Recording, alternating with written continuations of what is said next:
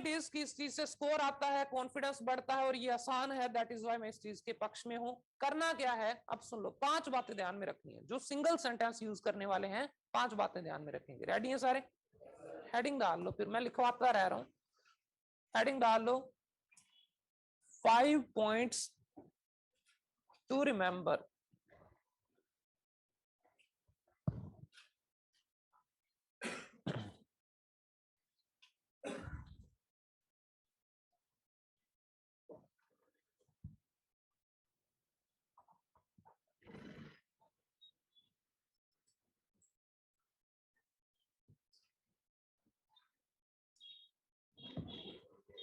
पहला point, start from first sentence.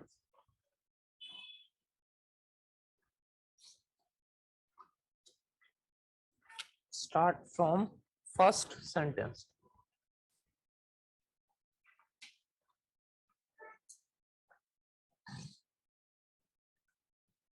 इसका मतलब समझ आ गया सबको?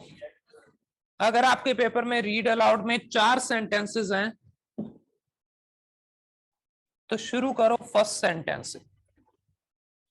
ये आपका रीड अलाउड है, पैराग्राफ आपके सामने है।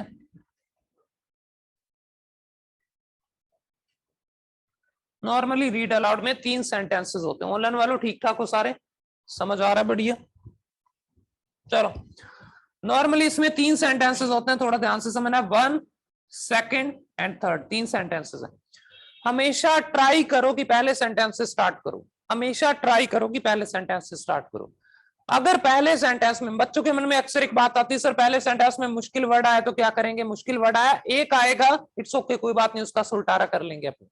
अब अगर इस पहले सेंटेंस में देखो, कोशिश ये करना कि अगर आपके पेपर में 8 रीड अलाउड है तो 8 में से कम 7 रीड अलाउड में तुमने स्टार्टिंग यहां से कर रखी होनी चाहिए। कम से कम 7 में, 8 में हो तो बहुत अच्छा, 7 में। क्योंकि जब आप कहीं बीच से स्टार्ट करते हैं तो ये सिस्टम उतने अच्छे से काम नहीं करता। पर्सनली मैंने इनको टेस्ट भी चेक किया है, जो अपने पीटी के ऑफिशियल मॉक टेस्ट आते हैं। अगर आप पहले सेंटेंस से स्टार्ट करते हैं, देखो नॉर्मली क्या होता है, जब भी आप केवल रीड अलाउड करते हैं, मैं आपको एक एक्सपीरियंस बता दूं, इसकी वीडियो भी अपलोड हो जाएगी कल परसों तक, आपको यूट्यूब पे दिख जाएगी। जब आप केवल स्पीकिंग का टेस्ट करते हैं और केवल रीड अलाउड का टेस्ट करते हैं तो आपके स्पीकिंग में जो स्कोर आता है वो आता है 25 से 28 के बीच में, और आपका रीडिंग में इससे जो स्कोर जाता है वो जाता है लगभग 32 से 35 के बीच में रहता है।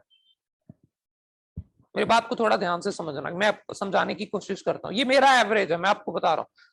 होता क्या है, ये बात आप सबको पता है कि 22 नंबर के आसपास आपके जाते हैं स्पीकिंग में, और 22 नंबर के आसपास किसमें जाते हैं? रीडिंग में जाते हैं, इस सेक्शन से।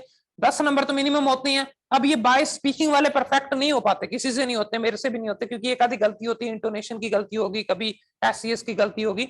तो स्पीकिंग वाला तो नंबर आते नहीं है, पर रीडिंग में नंबर पूरे आते हैं क्योंकि कंटेंट अपने मिस नहीं करते। तो नॉर्मली 10 नंबर मिनिमम है, 22 नंबर रीडिंग में यहां से आ जाते हैं, तो 32 से 35 के आसपास का स्कोर इसमें आता है। रीड अलाउड, केवल अकेले रीड अलाउड अपने पेपर में करके आओगे अगर तुम कभी, मैंने कर रखे हैं इसलिए मुझे पता है, तो तुम्हारा स्पीकिंग में स्कोर ये कि 27 के आसपास रहता है, रीडिंग में 32-35 रहता है, बाकी दोनों में 0-0 रहता है, क्योंकि उसमें रीड अलाउड के नंबर नहीं जाते। समझ आ रहा है सबको नहीं? अब सुनो ध्यान से खेल को। जब मैंने अपने एक टेस्ट में यहां से स्टार्ट करके सारे रीड अलाउड को पढ़ा तो मेरा स्कोर यही आया। मेरा स्कोर स्पीकिंग में 28 था और इसमें 35 था, ये स्कोर आया था।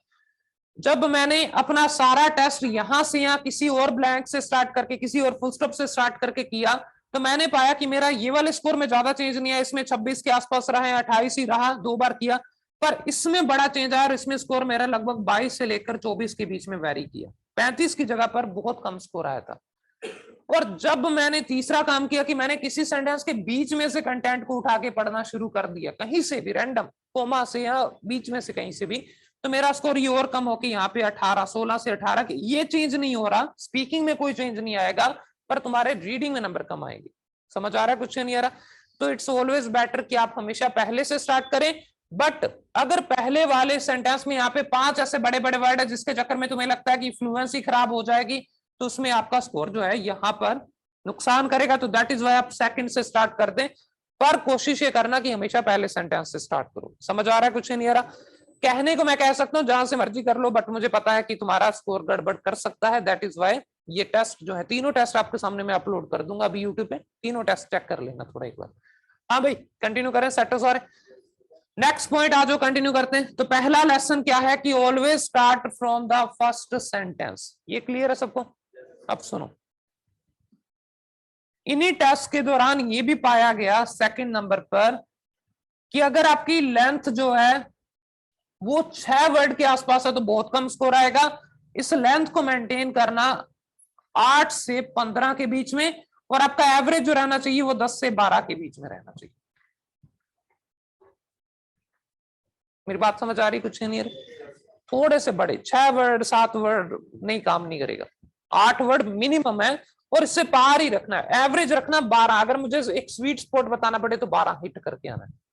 इसको अब हर बार पेपर में गिनना मत। गिनने में तुम 10 सेकंड 15 सेकंड वेस्ट करोगे, उससे बेहतर है आप देखना अपने पेपर में। नॉर्मली आप देखोगे तो आपके सामने कुछ ऐसा रीड अलाउड आता है, 2.5 लाइन का आता है या 3 लाइन का आता है। तो पहली लाइन में नॉर्मली 18 वर्ड होते हैं। इस पहली लाइन के 4 बराबर हिस्से कर लेना, पहला दूसरा तीसरा चौथा, और पहले 3 हिस्से। जैसे मान लो ये सेंटर है, ये इधर सेंटर, तो आपको केवल इतना पार्ट पढ़ के आना है। समझ आ रहा है? कुछ नहीं रहा। इसमें एवरेज 12-15 वर्ड आएंगे, ये सेट है, बस इतना पक्का कर लो। समझ आ रहा है? कुछ नहीं आ रहा भी। मैं ये नहीं चाहता तुम पेपर में गिनो 1 2 3, कई बार छोटा होता है बड़ा होता है, गिनने में समय लगेगा। उससे बेहतर है उक्का पुक्का अंदाजा लगा लेना कि पहली लाइन का इतना हिस्सा पढ़ना है। फाइनल पेपर में यहाँ पे तुम्हें गिनना पड़ेगा, क्योंकि यहाँ पे तुम जूम इन कर लोगे तो हो सकता है एक लाइन में 5 ही वर्ड आए, तुम इतना 4 वर्ड पढ़ के आ जाओ। पर फाइनल पेपर में क्योंकि जूम इन जूम आउट नहीं होता, वहां पर पहली लाइन का 75% देख लेना कितना है। नॉर्मली इसके बीच में कोई कोमा फुल स्टॉप भी आ जाएगा, इट्स ओके, कोई बात नहीं। खत्म करने का कोई फर्क नहीं पड़ता, जहां मर्जी खत्म करो। फुल स्टॉप पे करो तब भी ठीक है, कोमा पे करो तब भी ठीक है, हवा में कर दो तब भी ठीक है। पर केवल 2-3 जगह जहां पे नहीं करना वो मैं आपको बता देता हूं। समझ आ रहा है? कुछ नहीं आ रहा? चलो आगे फिर। लेंथ कितनी होनी चाहिए सर? 8 से 15। एवरेज होनी चाहिए 10 से 12। परफेक्ट है कितने वर्ड होंगे? 12। पर ये 12 से 14 भी करने पड़ेंगे, कई बार 12 से 10 भी करने पड़ेंगे मजबूरी में। वो क्या मजबूरी है आइए मैं बताता हूं, सुनो। तीसरा पॉइंट याद रखना कि कभी भी इनकम्प्लीट फ्रेज नहीं बोलना।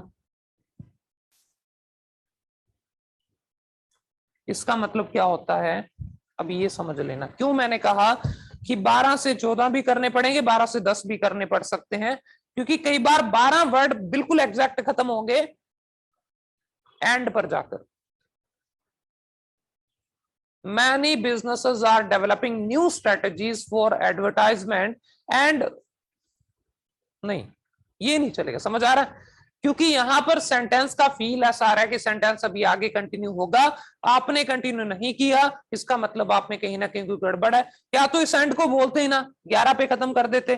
अब एंड बोला है तो कम से कम अगले 2-3 वर्ड और बोलो, ताकि ये फ्रेज पूरा कर पाओ तुम सारे। समझ आ रहा है? कुछ नहीं आ रहा? ऐसा 3 जगह पे होता है, मेरी बात को थोड़ा ध्यान से समझ लेना। ना तो कभी किसी हेल्पिंग वर्ब पे खत्म करना। हेल्पिंग वर्ब क्या होती है बाबू? इज, एम, आर, वॉज, वर, ये पता होगा तुम सबको। ना ही कभी किसी प्रपोजिशन पे खत्म करना, जैसे टू आ गया, इन आ गया, एट आ गया, फोर आ गया, बाय आ गया। इसके बाद वाला वर्ड हमेशा पढ़ना साथ में। जैसे मान लीजिए कि a lot of students are not happy with the new curriculum but they are facing the trouble because of के बाद कुछ आएगा आगे, है बिकॉज ऑफ सम कॉमन कुछ भी, वट एवर जो भी है, तो वो बोलना पड़ेगा आपको। तीसरा, कभी भी किसी कंजंक्शन होता है, एंड आ गया, बट आ गया, सो आ गया, इनके बाद येट भी, चलो येट तो कम आता है, इसके बाद खत्म मत कर देना, या तो इनको बोलो ही मत। समझ आ रहा है? कुछ नहीं आ रहा? और अगर बोल दिया तो इसके साथ वाले जो नाउन वगैरह होंगे उनको भी साथ में बोलना पड़ेगा। समझ आया? कुछ नहीं आया? कि ये वो जगह है, या तो यहाँ पे जाओ मत, और चले गए तो फिर पूरा काम करके ही वापस आना, अदरवाइज मत आना। सेट तो सारे? तो मुझे लगता है जो छोटे छोटे वहम कईयों के मन में इतने दिनों में आ गए होंगे, वहम आज दूर हो रहे हैं कि सर हाँ ठीक है, अभी पहले हमें लगता था ये करना है वो करना है।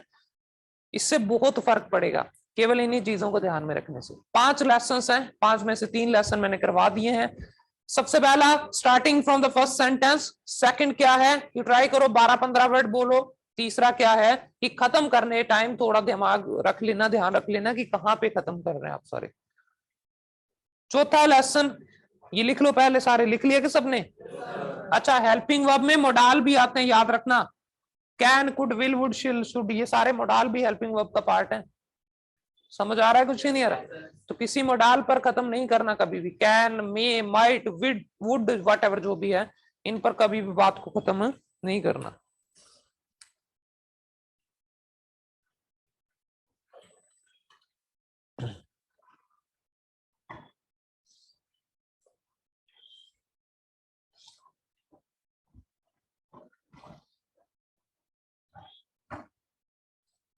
नेक्स्ट,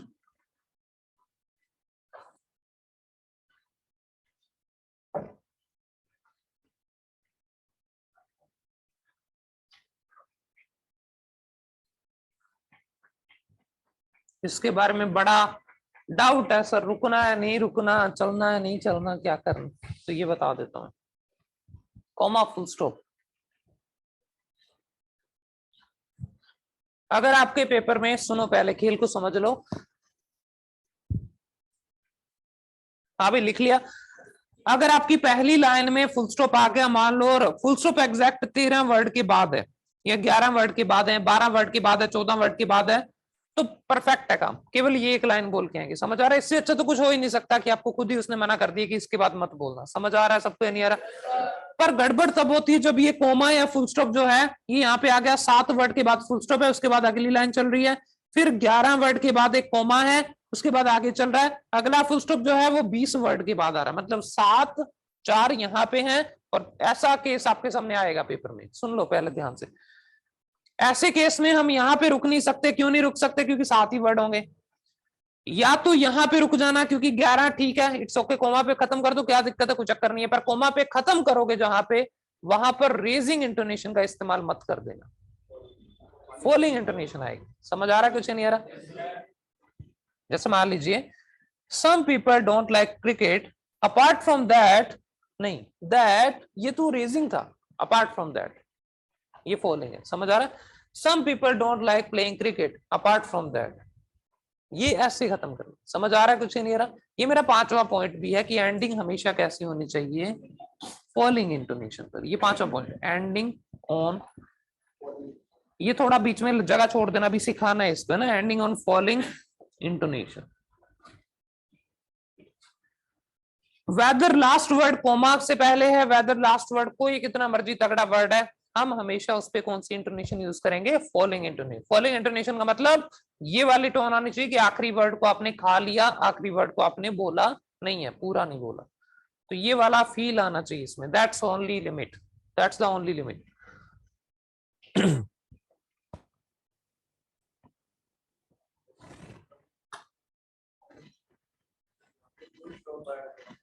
हाँ जी,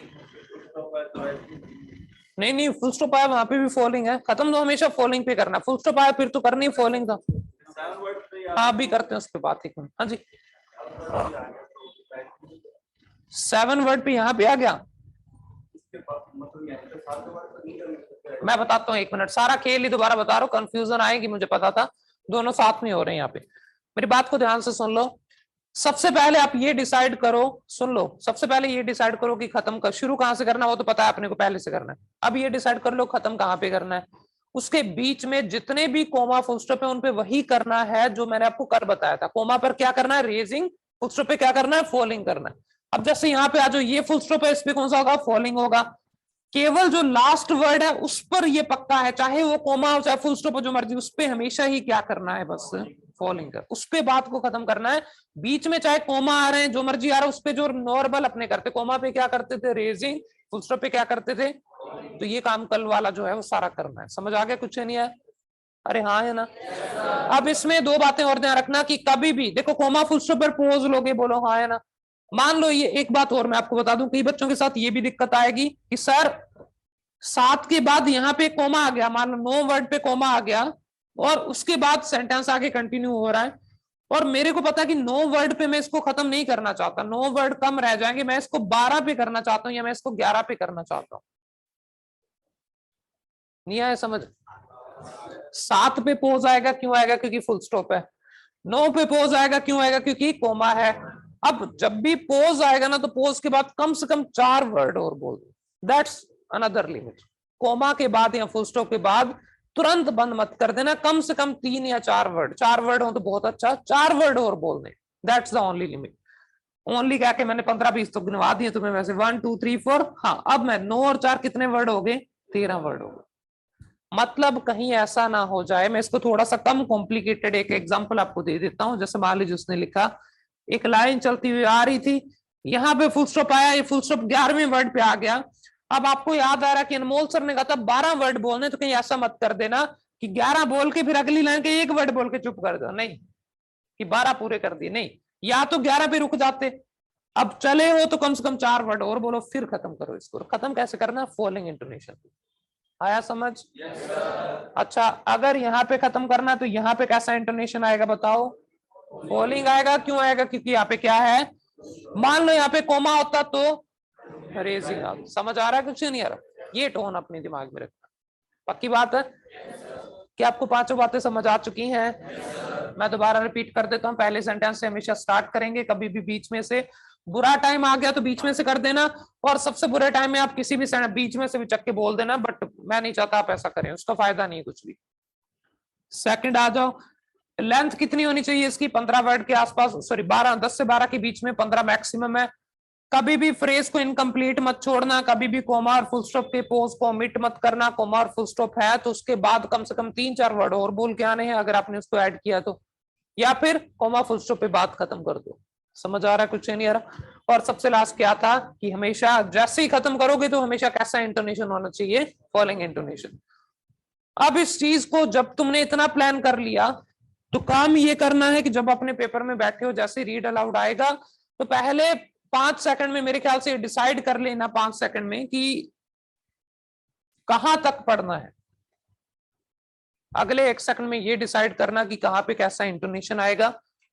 उसके बाद 1 बार पढ़ा, 2 बार पढ़ा, 3 बार पढ़ा, 4 बार पढ़ा, 5 बार पढ़ा और 6 बार पढ़ा। 6 बार पढ़ने के बाद 40 सेकंड खत्म होंगे, तब तक तुम्हारा ये दिमाग में फिट हो जाएगा कि इसमें बोलना क्या है। और 7वीं बार बस उसको बिना हिचकिचाहट के, रिलैक्स होके सिंगल टाइम बोल के आना है।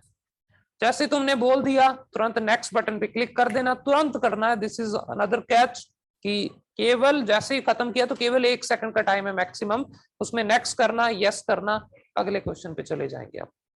समझ आ रहा है? अगले क्वेश्चन में डिसाइड करो कि क्या करना है, कितना बोलना है। 6 बार पढ़ो, 1 बार बोलो, नेक्स्ट करो, यस करो, अगला क्वेश्चन डिसाइड करो कितना बोलना है, 6 बार पढ़ो, 1 बार बोलो, नेक्स्ट, यस। समझ आ गया सबको? नहीं आया? कोई डाउट आपका तो अब पूछ लें, अब डाउट का समय है। हाँ जी, हाँ जी, हाँ कोई दिक्कत, चलते नहीं, हाँ चलना पड़ेगा, कोई दिक्कत, 15 से ज्यादा हो जाए कोई दिक्कत नहीं, इसमें कोई परवाह नहीं है। अब सुनो मैम का सवाल, के मैं ऑनलाइन वालों को बता दूं साथ में। मैम का सवाल ये है कि अगर यहाँ पे बार बार टू, ऑन, ऑफ, एट आ रहा है और हर बार इसके साथ 2 वर्ड, इसके साथ 2 वर्ड, इसके साथ 2 वर्ड आ रहा है। देखो पहली बात तो मैंने आपको ये बोला था कि इसके बाद 4 वर्ड नहीं बोले मैंने, इसके बाद मैंने केवल ये बोला कि फ्रेज को कंप्लीट करना है, इसको टू वाला अगला 1 वर्ड बोलना पड़ेगा, या एट के साथ 1 वर्ड बोलना पड़ेगा। पर एक चीज और आ सकती है, ये इतना बड़ा इश्यू नहीं है मैम। इश्यू ये है कि comma 2 word, comma 3 word, comma 2 word, ऐसा हालांकि होता नहीं है, ग्रामेटिकली पॉसिबल नहीं, बट फिर भी अगर ऐसा हो जाए तो रुकना मत, क्योंकि कोमा के बाद 4 वर्ड बोलने थे, फिर कोमा आ गया 4 वर्ड बोलने थे, तो जब खत्म होगा वहां पे खत्म करेंगे इसको, चाहे 18 वर्ड हो जाए चाहे 20 वर्ड हो जाए, पर खत्म करना है केवल वहीं पे खत्म करना है जहां पर कोई भी चीज अधूरी ना छूटे अपनी, बस ये ध्यान रखना।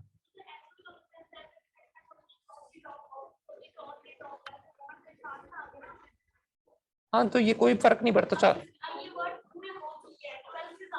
कोई दिक्कत नहीं है, बोलते रहो। Is on the top of mountain, मार लो तो माउंटेन पे बात खत्म कर दो बस, ठीक है। इनके बीच में मत करना, क्योंकि इसके बाद कर नहीं सकते, पूरा ऑन के बाद भी नहीं, दा के बाद भी नहीं, top, is on the top पे कर दो, यहाँ पे कर सकते। समझ आ रहा है? कुछ नहीं आ रहा? अरे पीछे वाले वो अपनी पंचायत चला रहे हो उधर। अब जैसे ये एक अच्छा एग्जांपल है, मैं इस एग्जांपल को थोड़ा सा बेहतर लिख देता हूं, जैसे is on the top of the hill. मान लो यहां पर आते आते तुम्हारे 11 वर्ड हो गए, इज तुम्हारा 12वां वर्ड है, क्या मैं इस पर बात खत्म कर सकता हूँ? नहीं। क्या मैं ऑन पर कर सकता हूँ? मैंने उसके बाद दा बोला, दा पे। क्या मैं टॉप पे कर सकता हूँ? यस। यहाँ पे खत्म कर दो। मन नहीं किया आगे चलना है, ऑफ पे नहीं होगा, दा पे नहीं होगा, फिर कहाँ पे होगा? समझ आ रहा है? That's all.